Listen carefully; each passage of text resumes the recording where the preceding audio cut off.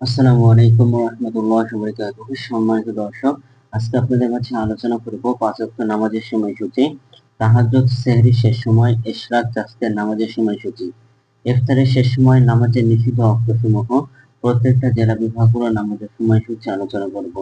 তো আজকে সোমবার 15 সেপ্টেম্বর 2025 ইংরেজি, 1 আশ্বিন 1432 বাংলা, 21 রবিউল আউয়াল 1447 হিজরি। ঢাকা এবং তার পার্শ্ববর্তী এলাকার নামাজের সময়সূচিগুলো তুলে ধরবো। তারপরে অন্যান্য জেলা বিভাগগুলোর নামাজের সময়সূচি তুলে ধরবো। যে যেখান থেকে ভিডিও দেখছেন নিজ জেলাগুলোকে কমেন্ট করে জানাবেন।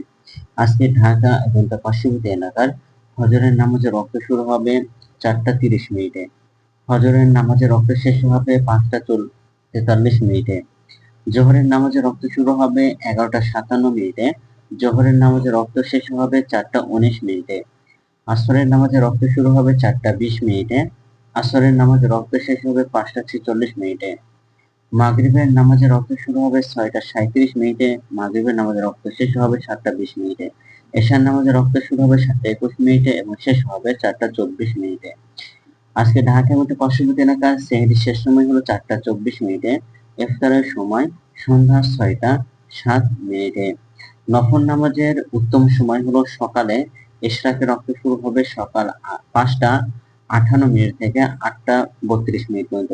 তাসবিহ নামাজের ওয়াক্ত শুরু হবে সকাল 8:33 থেকে 11:50 পর্যন্ত এবং তাহাজ্জুদ নামাজের ওয়াক্ত শুরু হবে অর্থাৎ উত্তম সময় হলো রাত 9:50 থেকে 4:24 পর্যন্ত।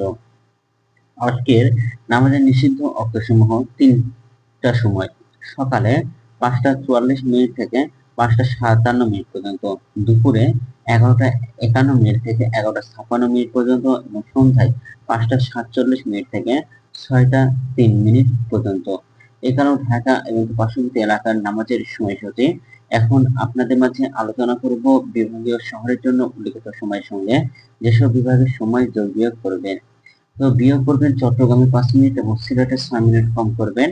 ঢাকা এবং তার পার্শ্ববর্তী এলাকায় যে নামাজের সময়সূচি রয়েছে সেটা দিয়ে চট্টগ্রামে 5 মিনিট এবং সিলেটে 6 মিনিট কম করবেন, তাহলেই কিন্তু হবে। এবং যোগ করবেন খুলনাতে 3 মিনিট, রাজশাহীতে 7 মিনিট, রংপুর 8 মিনিট, বরিশালে 1 মিনিট বেশি করবেন। ঢাকা এবং তার পার্শ্ববর্তী এলাকায় যে নামাজের সময়সূচি রয়েছে সেখান থেকে খুলনাতে 3 মিনিট, রাজশাহীতে 7 মিনিট, রংপুর 8 মিনিট, বরিশালে 1 মিনিট বেশি করবেন, তাহলে হবে। তো আজকের ভিডিওটি এই পর্যন্ত ছিল। আর এই সূত্রগুলো নিয়েছি আমরা ইসলামিক ফাউন্ডেশন থেকে। ভিডিওটি ভালো লাগলে অবশ্যই চ্যানেলটি সাবস্ক্রাইব করে পাশে থাকবেন। ধন্যবাদ সকলকে। আসসালামু আলাইকুম ওয়া রাহমাতুল্লাহ।